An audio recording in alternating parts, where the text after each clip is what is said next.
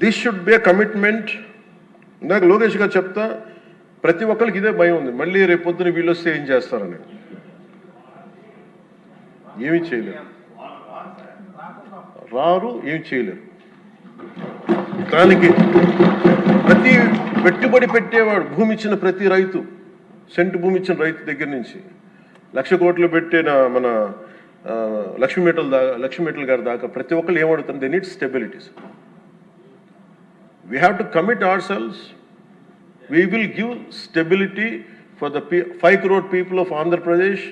Through that we stabilize our country, Bharat. ఇది కనుక మనం నిలబడకపోతే మనందరికీ భిన్నమైన అంశాల్లో కొంత తేడాలు ఉండొచ్చేమో, అభిప్రాయ భేదాలు ఉండొచ్చేమో, పాలసీ ఎలా కాకుండా ఎలా చేయొచ్చేమో అభిప్రాయ భేదాలు వస్తాయేమో, రావచ్చేమో నాకు తెలియదు. ఇప్పుడు దాకా రాలే, సంతోషం. రాకూడదని నేను కోరుకుంటున్నాను ఖచ్చితంగా.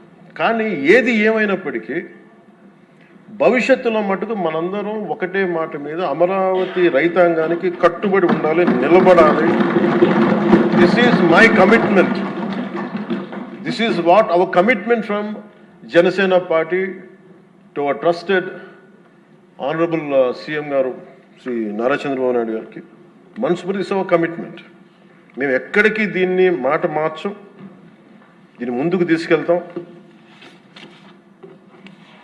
దీనికి ఎంత డబ్బులు పెట్టాం, ఎంత డబ్బులు వస్తుంది, వీటన్నిటికంటే కూడా విసిగిపోయాం. 1953 నుంచి ఈ రోజు దాకా ఒకళ్ళేమో అటు బొమ్మన్నారు, ఇంకొకరు ఇటు బొమ్మ లేదు, మళ్ళీ ఇటు బొమ్మ అన్నారు. ఎవరి త్యాగాల మీద అయితే అందరికీ భాషా ప్రయుక్త రాష్ట్రాలు వచ్చినాయో, భాషా ప్రయుక్తతో నాందికి పలికిన ఆంధ్రప్రదేశ్కి ఈరోజు ఇంకా మనం కొట్టుమిట్లాడుతూ ఉన్నాం. ఇంకా సెంట్రల్ దగ్గరికి వెళ్ళి దేహాన్ని అడగాల్సి వస్తుంది. మాకు ఇవి ఇవ్వండి, మాకు ఆఫీసులు ఇవ్వండి, లేదా ఇందాక మీరు చెప్పిన ఆ షెడ్యూల్స్ రావాల్సిన ఆఫీసులు కానీ ఇంకా రావాల్సిన ఏమి రాలేదు. ఇంకా అడగాలంటే మన గొంతు చాలా బలంగా ఉన్నాం. సబ్ రీజనలిజం అనే యాటిట్యూడ్ తీసేయాలి మన దగ్గర. మీరు ఉత్తరాంధ్ర, మీరు రాయలసీమ, ఏంటి రాయలసీమ, ఏంటి ఉత్తరాంధ్ర, ఏంటి గోదావరి జిల్లాలో అన్ని కలిపి ఆంధ్ర కాదా? అందరూ మాట్లాడి తెలుగు వాళ్ళం కాదా? అసలు తెలుగు జాతి ఐక్యతగా మనం మాట్లాడుకున్న మైండ్ సెట్ నుంచి నిజంగా బాధ ఏంటంటే మన ఆంధ్ర కన్ఫైన్ అవ్వాల్సి వచ్చింది. ఫైన్, భావంలో తెలుగు జాతి ఉంది కానీ గుండెల్లో ఓకే, మన realities Andhra, okay, let us accept Andhra. మళ్ళీ దీంట్లో కూడా ఇందాక మీరు చెప్తున్నారు, లోకేష్ గారు చెప్తామంటే మీ ఉత్తరాంధ్రకి అవసరం లేదా అంటే, ఇంకా మనలో కూడా మనకి సబ్ రీజన్స్ పెట్టుకుంటే ఈ రాష్ట్రానికి ఎవరు రక్షించలేడు. మన ఇంతమంది ఉండి మీరందరూ చదువుకున్న వాళ్ళు, అద్భుతమైన ఏమంటారు అనుభవం ఉన్నవాళ్ళు, మీరు కూర్చోబెట్టి దీన్ని బలంగా ప్రజల దగ్గర తీసుకెళ్ళిపోయి ఇదంతా మంది ఒకటే నేల, ఒకటే రాష్ట్రం, ఒకటే భాష, ఒకటే జాతిని మనం బలంగా బల్లగుద్ది చెప్పకపోతే గెలుపు ఎక్కడ ఉంటుందంటే మన బలహీనత వాళ్ళ గెలుపు. అది గుర్తుపెట్టి, మన బలహీనత, మన అనైక్యత. వాళ్ళని చూసి మనం ఏం ఆలోచించగలరు, రేపు పొద్దున వీళ్ళు వచ్చేస్తారంటే. ఎప్పుడు వస్తారంటే నేను చెప్తున్నాను మీకు, మనలోని అనైక్యత, మనలోని అవగాహన లోపం ఉంటే వాళ్ళకి ఆ బలం ఉంటుంది. అసలు ఆ పరిస్థితి మనలో రానప్పుడు అలాంటి పరిస్థితులు ఎప్పటికీ ఉత్పన్నం కావు. స్టెబిలిటీ ఫర్ దిస్, ఒక జనరేషన్ స్టెబిలిటీ ఇవ్వాలి మన Andhra Pradesh. I'm committing for that. ఒక generation stability 25 to 32 years stability ఆంధ్రప్రదేశ్కి ఇవ్వాల్సిన అవసరం ఉంది.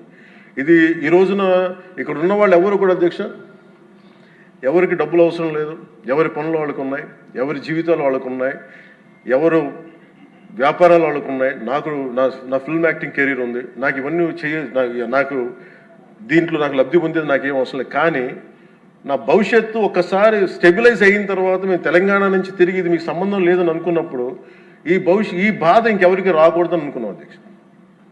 స్టెబిలిటీ పోగొట్టుకు డీస్టెబిలైజ్ అవ్వకూడదని ఒక వేదంతో ఈ రోజున అన్నీ వదులుకొని తిట్లు తిని, ఇంట్లో ఆడబిడ్డలను తిట్టించుకొని, ఇంట్లో నా భార్యను తిట్టి, బూతులు తిట్టి, ఇంతమంది అందరి మీద కేసులు, మన పార్టీ వ్యక్తుల మీద కేసులు పెట్టి, అటెంప్ట్ మర్డర్ కేసులు పెట్టించుకొని ఇవన్నీ చేయాల్సిన అవసరం లేదు. కానీ ఎందుకు చేస్తున్నాం అంటే we want to make sure criminalisation into politics can not be tolerated, will never be tolerated.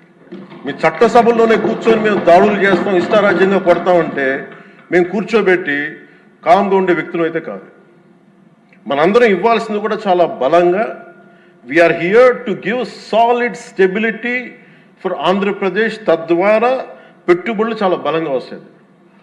అది ఈ ప్రజలు, నేను ఆంధ్రప్రదేశ్ ప్రజలకి ఈ సభాముఖంగా సభాపతి గారి ద్వారా నేను చెప్పదలుచుకున్నాను.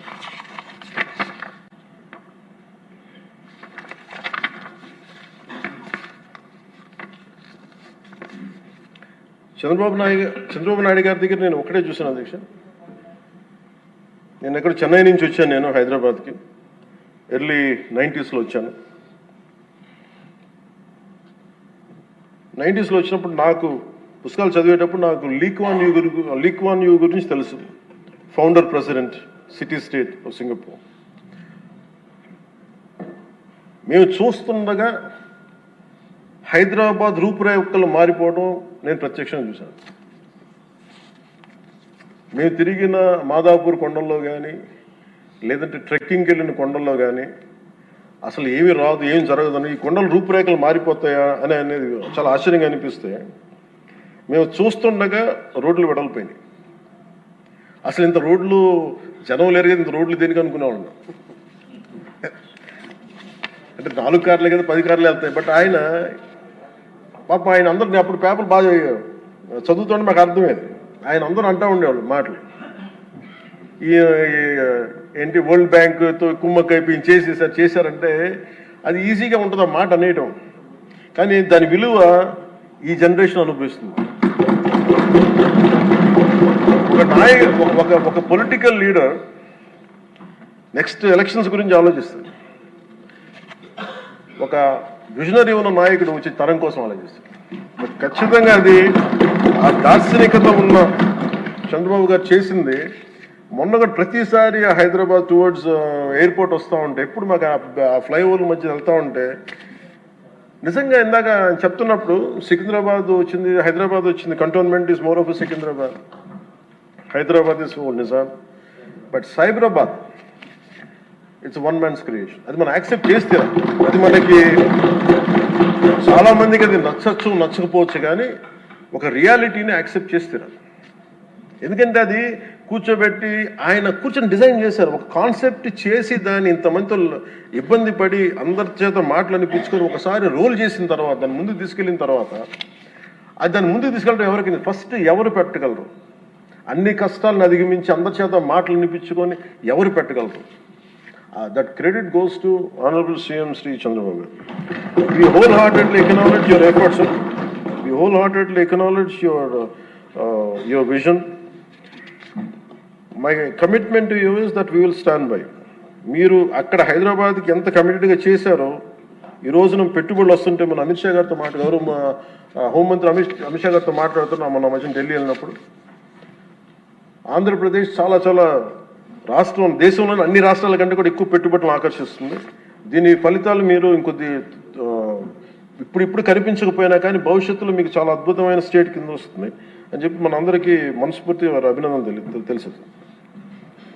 అలాగే ఈ రోజున కూటమి ప్రభుత్వం అధికారంలోకి వచ్చిన వెంటనే అమరావతి రైతులకు ఇచ్చిన మాట నిలబెట్టుకుంటూ రాజధాని నిర్మాణ ప్రక్రియను పునఃప్రారంభించు.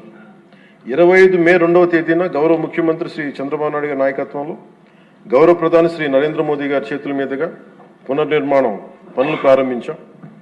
మౌలిక సదుపాయాల అభివృద్ధిని వేగవంతం చేశాం. వరల్డ్ బ్యాంక్ ఏడీబీ నుంచి 15,000 కోట్లు, హడ్కో నుంచి 11,000 కోట్లు, నాబార్డ్ నుంచి 7,387 కోట్లు సమీకరించి పనులు చేపట్టాం. రాజధానికి పెట్టుబడులు రాక మొదలైంది. ఒకేసారి 15 జాతీయ బ్యాంకులు తమ కార్యాలయాల ఏర్పాటుకి శ్రీకారం చుట్టాయి. మరో 28,000 కోట్లు పెట్టుబడులు వచ్చాయి. అమరావతి ఒక సాధారణ రాజధాని కాదు, ఇది ఒక ప్రజా రాజధాని, ప్రపంచ శక్తిగా రూపుదిద్దుకున్న రాజధాని. అమరావతి ఆంధ్రప్రదేశ్ రాష్ట్ర శాశ్వత రాజధాని. ఈ మేరకు అసెంబ్లీ సాక్షిగా ప్రభుత్వం శ్రీ నారా చంద్రబాబు నాయుడు గారు ప్రవేశపెట్టిన తీర్మానానికి జనసేన పార్టీ తరఫున మనస వాచ కర్మణ సంపూర్ణ మద్దతు తెలియజేస్తున్నాం. జై హింద్.